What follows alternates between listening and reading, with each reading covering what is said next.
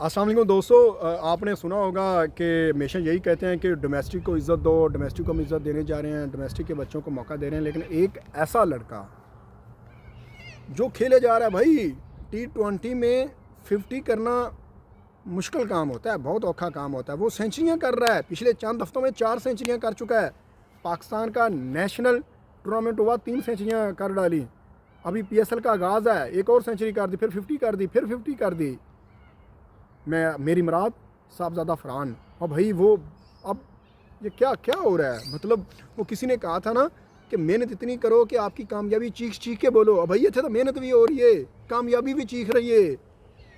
लेकिन ये जो सिलेक्टर, इनको कौन बताएगा कि जज साहब तारीख पे तारीख, तारीख पे तारीख, सेंचुरी पे सेंचुरी, चीफ साहब सेंचुरी पे सेंचुरी तो वो कर रहा है।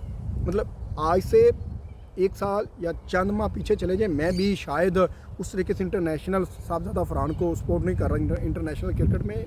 लेकिन भाई वो परफॉर्म कर रहा है, उसका हक है। अगर उस्मान खान बगैर डोमेस्टिक खेले इंटरनेशनल खेल सकता है, आरिफ रऊफ खेल सकता है, बाकी कितने हैं आप डायरेक्ट उनको आके इंटरनेशनल में जाके डेब्यू करवा रहे होते हैं। वो डोमेस्टिक को बाईपास करके। तो ये जो परफॉर्म करें भाई, इनका क्या कसूर है? इनको भी इतने मैचेस खेलने चाहिए। जैसे वो आप गधे के ऊपर ना वो डाल के और अब ज़ेबरा बनाने की कोशिश करते हैं। बहुत सारे को ओपनर आप लोगों ने टेस्ट किया, कभी रिजवान को ले आते हैं, कभी बाबर को ओपनर ले आते हैं, कभी कुछ नहीं होता, कभी शान मसूद आ जाता है, कभी उस्मान खान ओपनर आ जाता है। भाई इधर उधर से पकड़ के आपके पास बनाया बनाया तैयारशुदा साहबजादा फरहान ओपनर है। एटलीस्ट T20 में तो वो डिज़र्व करता है भाई। इससे ज़्यादा परफॉर्मेंस क्या हो सकती है? किसको लेके आओगे, कैसे करोगे? ये नाइंसाफ़ियाँ छोड़ो। तो अब ये इन बेचारों को इज़्ज़त दो, और इस जो डोमेस्टिक है उसको आप इज़्ज़त दो। उनका हक है भाई। वो नहीं खेलना तो किसने खेलना है?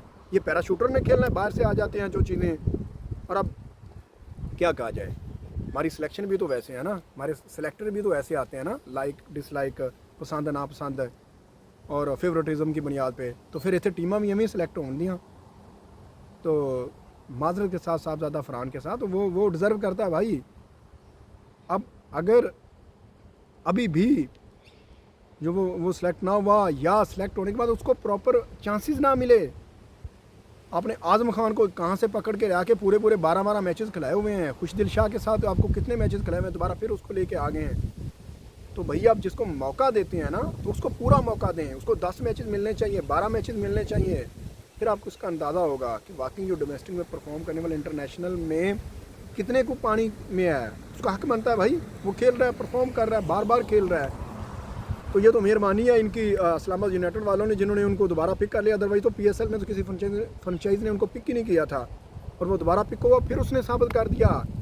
बल्कि वो पंजाबी में कहते हैं चमाटा मारे अपने सिलेक्टर्स के मुँह पे कि भाई मैं परफॉर्म करना लगा जरा मैंने तुम इग्नोर बार बार की जा रहे हो।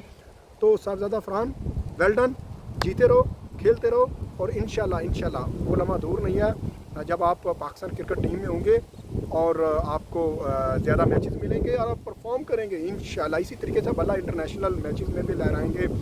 तो मेरी तरफ से नेक दुआएं, तमन्नाएं और बेस्ट विशेस। इसी तरीके से खेलते रहो, क्योंकि आपने जवाब आपने बैट से देना है, वो आप दे रहे हैं। तो अभी टूर्नामेंट बहुत ज़्यादा PSL बाकी है, तो मैं उम्मीद करता हूँ कि आपकी और भी इसी तरह की जो परफॉर्मेंस आएंगी। Well done.